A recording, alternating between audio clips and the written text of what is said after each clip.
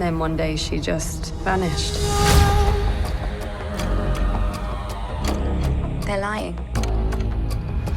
My mum was there too. I have something I was wondering if you could look into. What do you remember about your mother? I think the Huntleys were involved with her death. Hi, Gavin. How you doing? I'm good, man. How are you? You well? Pretty good. Pretty good. I gotta start with the obvious. Like, if we just had to scratch just past the surface, what we see on Wiki and what we see on IMDb, and find out like what is Gavin into? Like, what don't we get in your bio made by, I'm sure, your wonderful publicist? Just give us like a little bit of who you are that we don't know. Oh man, a pretty down to earth guy. Probably very unexcited life. Like just living in London, you know, working away. It's not very glamorous. It's certainly not as glamorous as it seems on IMDb. That's for sure. How does it feel now? Because I mean, now you've kind of like moved around the streaming world, the streaming audiences. Because I'm sure all the platforms have their audience. But yeah, I mean, you've been on a hit show on Netflix, you've been on a hit show on Hulu, and now you got this hit show on Apple TV. Like, how does it?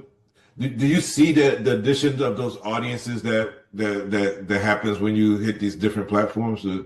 Yeah, it's a good question. Yeah, I mean, I think it's always a mix of people, and it's hard to tell. Yeah, if you bump into somebody in the street and they recognize you, like what it's from until you get chatting to them, perhaps. Because I've been knocking the streamers off one by one and going through them and done lots of very different projects. So I think usually you can maybe try and figure out what somebody's into just when they approach you. But sometimes you'd be surprised, an old lady might come up and she'd be a big Cyberpunk fan, so you never know.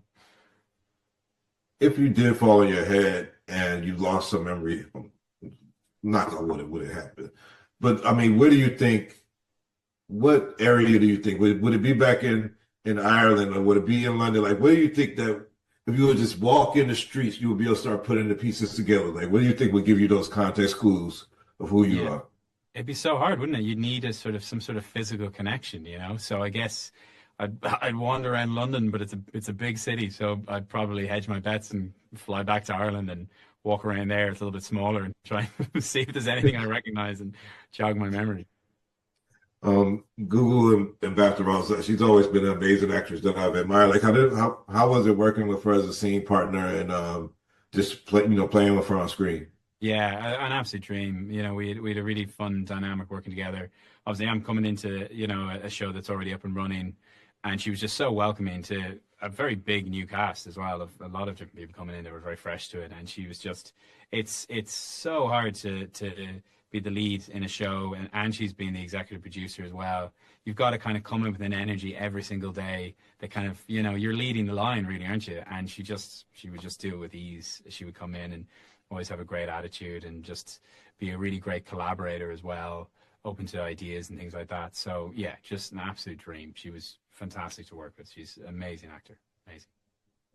After playing the part of an investigative journalist, I mean, do you think that would be something? I mean, you've obviously got an acting career ahead of you that you've been building, but do you think that's something that you could do? You feel like you could go and just uncover some of these mysteries and tell some of these truths and expose some of these elite sins, as you say in one of your lines?